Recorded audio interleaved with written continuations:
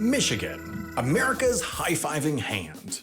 Homeland of both car lovers like Henry Ford and car haters like the people of Mackinac Island who banned cars from their slice of heaven and never looked back. Today, Mackinac Island is the US's only car-free village, which is simple enough for a tourist. Ride a bike, walk, horse, throw down some fudge, back to Illinois. But running this place is more complicated than that. There's electricity to service, streets to clean, and goods to deliver, all without cars. Not to mention hundreds of people who live here full-time, even in the off-peak, frigid, ferryless winter months, who continue to need all these services when peak tourist season is over. With no cars or mass transit, how does it all get done? And how was there a car accident there in 2005? We'll get back to that, but first, if you're unfamiliar, welcome to Mackinac Island. It's mostly a tourist spot, known for fudge, a lilac festival, and the blissful serenity of carlessness. If you hear honking, that's a goose. Screeching, that's an owl. A crash? Must be that neighbor kid with the drums. Sadly, his band has nowhere to practice and he doesn't have a garage. The island is small, just 4.35 square miles, or about 3 1/3 Central Parks, and surrounded by the only highway in the country you're not allowed to drive a car on. Visitors arrive on ferries from here or here, Michigan. There's also an airport from which you can catch a 6-minute long charter flight to Mackinac Island for about $54 a person. You may not, however, drive your amphibious car to the island and sneak past the ban. Someone tried that in 1962 and he got a traffic ticket. One of, I have to assume, few in Mackinac Island's history. So, you might be asking, watching the car scroll forever past your window, how did Mackinac Island set itself free?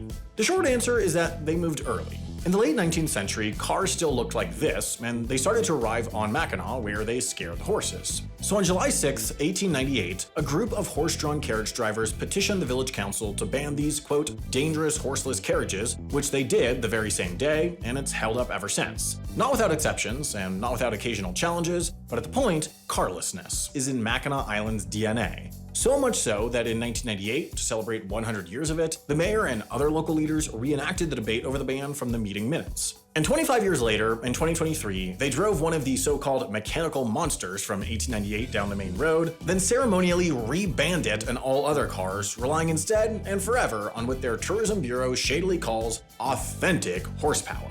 About 600 horses work on Mackinac Island over the peak summer months, with a couple dozen staying year-round, while the rest go chill at ranches elsewhere in Michigan before gradually returning to the Mac in spring via ferry. And while the horses are undeniably more eco-friendly than cars, they do create, a bit of an emissions problem. Cleaning the streets of Mackinac Island is kind of like painting the Golden Gate Bridge or doing your laundry. By the time you're done, it's time to do it again. Mackinac Island's carriage services employ a number of seasonal poop scoopers, armed with shovels and knives for particularly stubborn messes, to go around the island on tricycles, pick up manure until the trunk's full, then unload that into a big bin that gets dragged by dray to a composting site, where it becomes compost, which gets sold to gardeners and such. The job is brutal at the best of times, and worse in the rain. For a time, as tourism boomed and more horses were working, manure became such a problem that Mackinac Island almost allowed motorized street cleaners.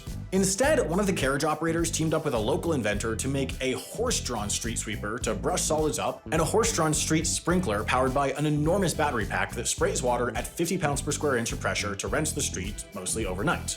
Yes, horse-drawn horse poop cleaning machines. The Ouroboros of manure. As they say, you gotta create a problem to solve a problem. But still, inauthentic horsepower sometimes finds a way.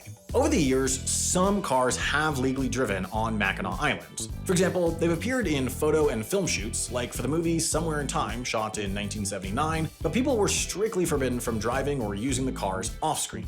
Cars have also visited on government business. When the Fords visited in 1975, they took carriages around, but the Secret Service had cars handy in case of emergency. In 2019, Mike Pence, keeping with his tradition of sucking, got around the island in a full motorcade.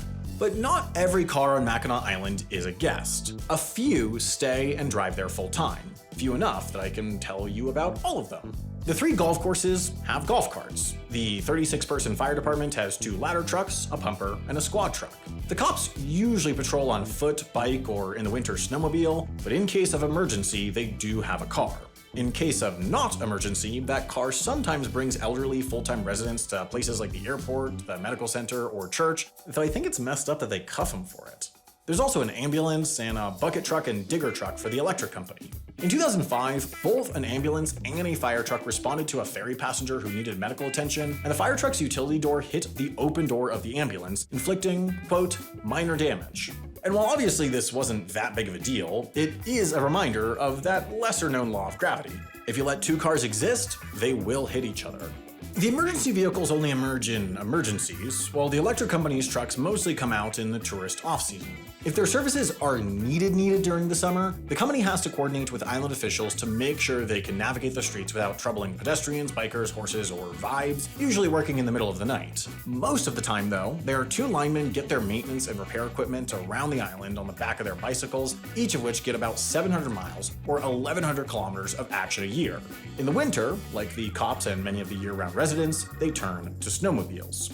So that's the fleet. Some golf carts, some emergency vehicles, some electrical repair stuff, and snowmobiles. School buses? Not a chance. Mackinac Island Public School's 70 students walk, bike, or snowmobile there. Snowplows? Why would you need those? Nobody's driving. Delivery trucks? Who needs those when you've got these? Yes, last mile cargo delivery here is done by horse-drawn drays that bring stuff from the port to its destination, whether that's new stock for the grocery store, mail at the post office, or packages to someone's doorstep.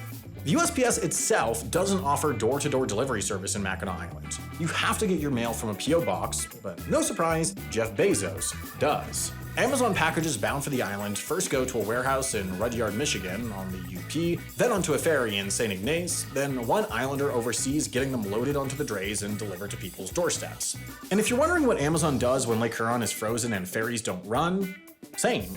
Luckily, I have writers for this kind of thing. Amy reached out to an Amazon customer service rep who surmised, but did not know, that in the absence of a ferry, Amazon would ship to USPS and people could pick up at the post office. An Amazon PR rep confirmed that they deliver to doorsteps on Mackinac Island through third-party carriers year-round, but didn't know the frozen lake details. So Amy called the mayor's office and left a message, but we didn't hear back before I recorded this voiceover, so either it's a mystery or the answer is on screen right now.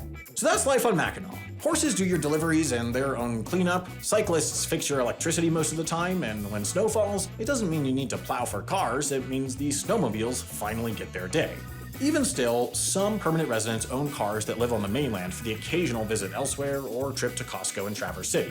Because alas, the US's only car-free village is still, ultimately, in the US. Let freedom ring. Ring ring, what's that? Oh, it's your doorbell, because you place an order with this video sponsor, Trade Coffee. How fun! Trade knows that better coffee at home starts with, well, better coffee. That's why they ship specialty coffee from America's top independent roasters right to your door, fresh, always on your schedule. You can choose your bag based on a ton of things: the roast, the origin, the flavor profile, but I'll admit I tend to go for the fun names and just see what they taste like. And let me tell you, Dad Bod from Sightseer Coffee was great. Smooth, sweet, touch citrusy. I couldn't explain the name to you, but big fan of the coffee.